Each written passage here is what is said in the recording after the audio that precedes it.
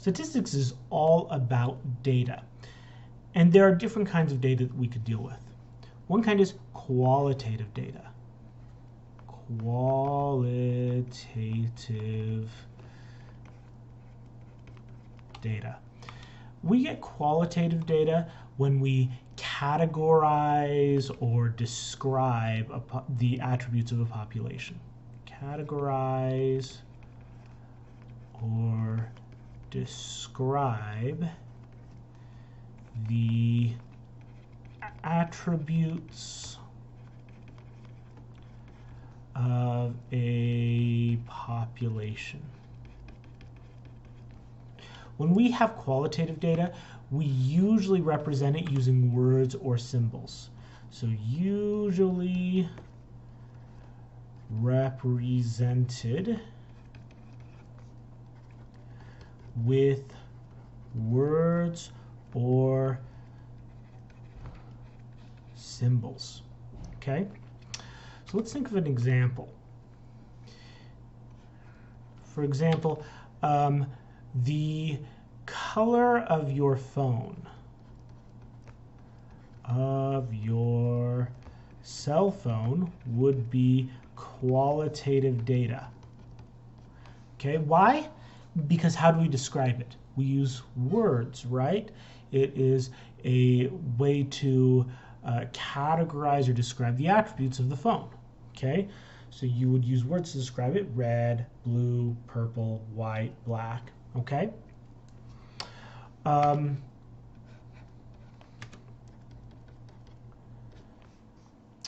What's another one? Blood type. Blood type would be an example of qualitative data, because how do we describe it? We describe it with symbols. We describe it with symbols like AB positive or O negative, etc.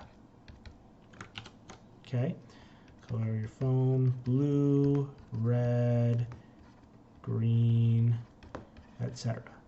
Okay, so if we are describing the data using symbols or words, it is qualitative data. One way to remember this is qualitative data deals with the qualities of whatever we're studying. Okay? Now, there's another kind of data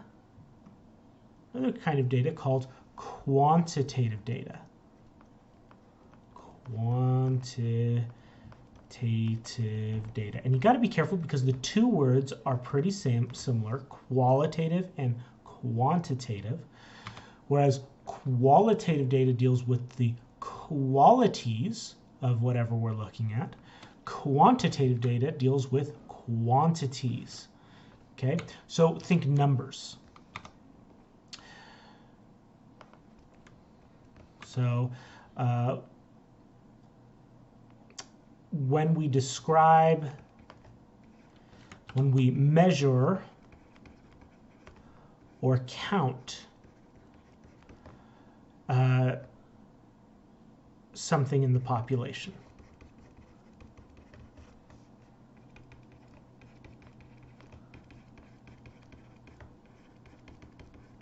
Okay, so if we're doing measuring or counting, that is quantitative data. And we represent this with numbers. Always represented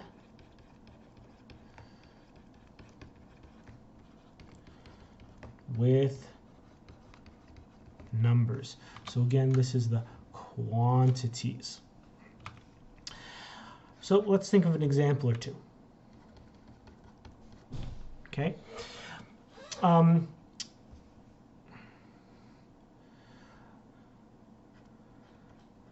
How many cars does your family have?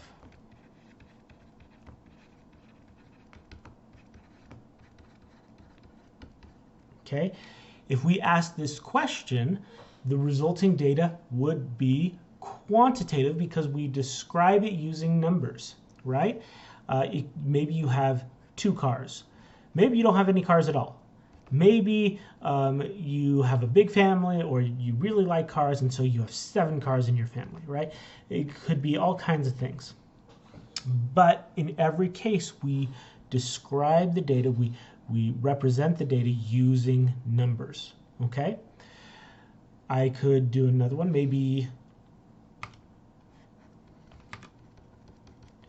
how tall are you? So if we ask this to every member of our population, how would they respond? Well, they would respond with numbers, right? A way of measuring. So we could do inches and feet, 5 foot 8 inches. Okay, although in practice, if we actually did that, when we go to analyze it, we probably want to convert to decimal form. So maybe instead of 5 foot 8, maybe we do 5 and 0.75 feet or something like that. That'd be easier to work with. But both are ways to numerical representations. Okay, so 5 foot 8 inches, maybe you're 6 foot even, or 5 foot 2 inches. Okay. So if we are asking that, we are asking a measurement, a quantity, and so we represent it with numbers. So the 2 major types of data are qualitative data and quantitative data. But we can actually break quantitative down into 2 other categories. Okay, so what can we do with quantitative data?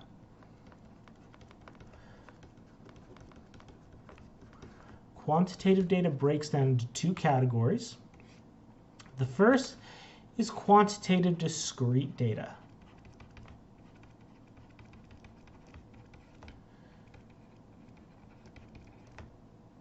Okay, if we're dealing with quantitative discrete data, discrete means we can only take on certain particular values. Okay, so the data can only take on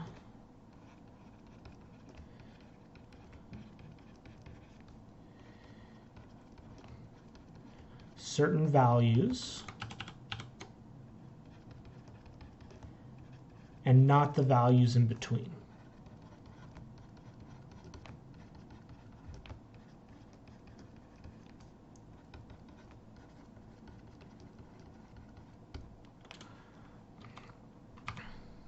Okay? So when we're talking about quantitative discrete data, a lot of time that means we're counting.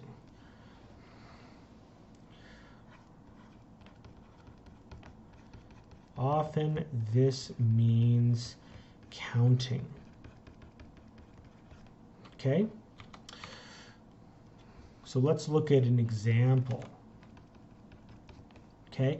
How many sheep do you have in your backyard?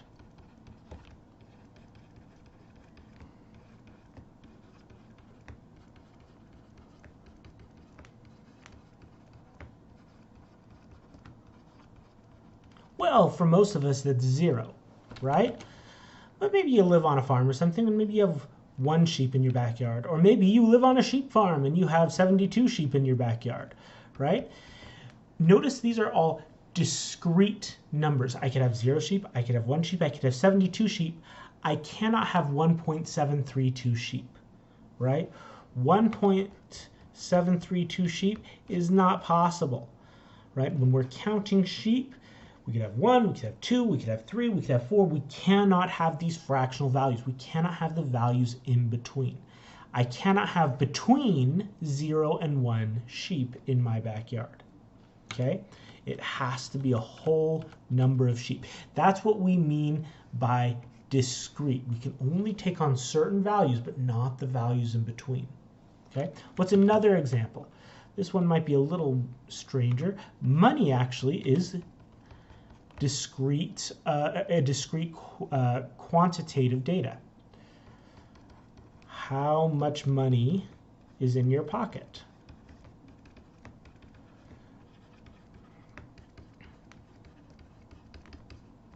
Okay, well, you could have $3.15, or you could have $17.03, Maybe you have $6 even.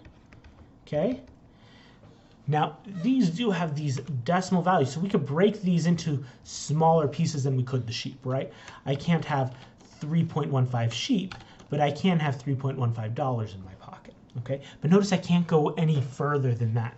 I can't have $3.157 in my pocket, right? Because the smallest I can do is a penny. So it really isn't that it has to be a whole number. It's that there comes a point where you cannot break things down further, okay?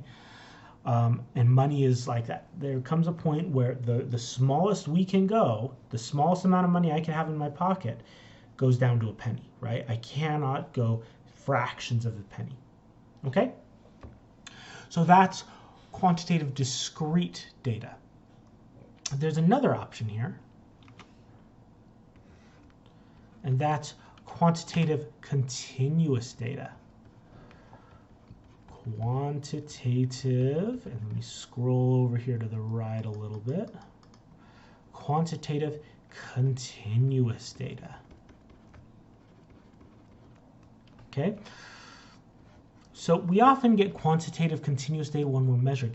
This kind of data, you can always get finer detail in the data by measuring more carefully, okay?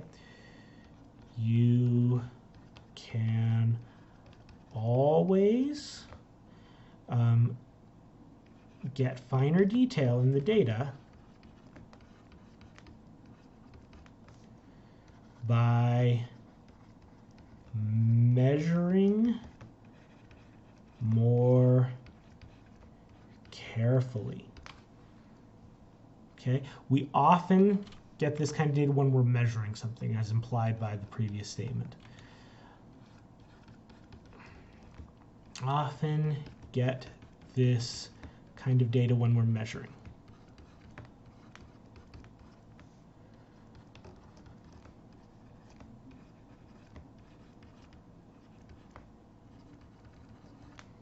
Okay, so let's look at an example of this. Okay. Let's say how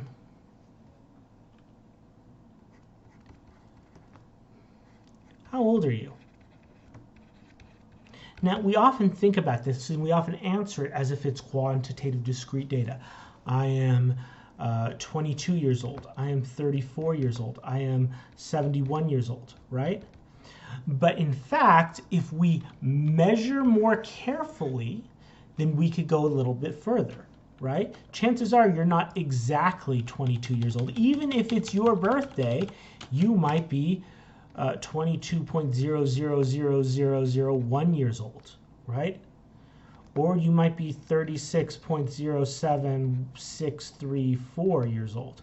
Or you might be 72.83146254 years old.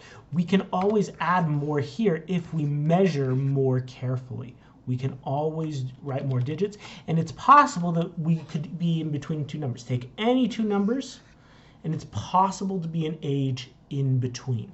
That's quantitative continuous. You can always find, it's always possible to go to values in between if you have careful enough measuring, okay? Let's look at one more example.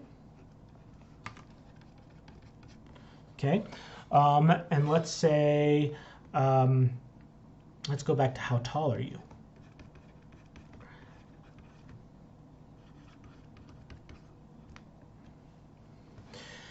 Again, this is one where we are used to thinking of it as discrete data. We stop at inches usually, right? We might be 5'8" tall, or we might be 6'1" tall, or 5'3" tall. Okay, but if we are careful enough at measuring, we can always be more exact.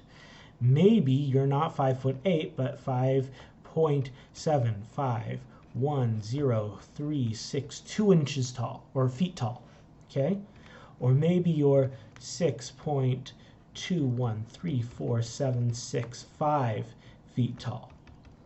Okay, by more careful measuring, we can always get more exact. And it's always possible to have a height in between any two values.